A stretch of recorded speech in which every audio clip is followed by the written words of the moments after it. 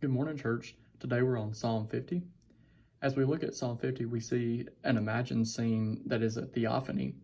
God is appearing in fire and tempest at Mount Zion to judge the whole world.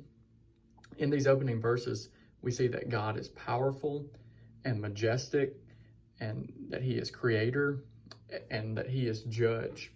And in a surprising fashion, God begins his judgment with the nation of Israel, with his own people.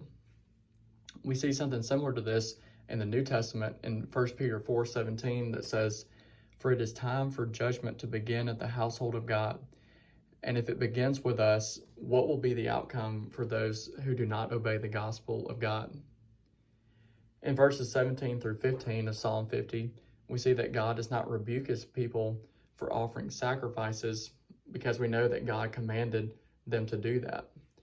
We see that God is rebuking these people for their empty ritualism.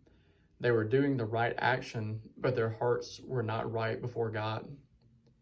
And then in verse 16 through 21, we see that God rebukes the people for speaking the words of God while living lives that dishonor God. And we can easily fall into these traps as well. Empty ritualism, where we are doing the right external action, but our hearts are not right before God, or speaking the words of God, but not living a life that matches up with the truth of God's word. Hope you enjoy Psalm 50 today.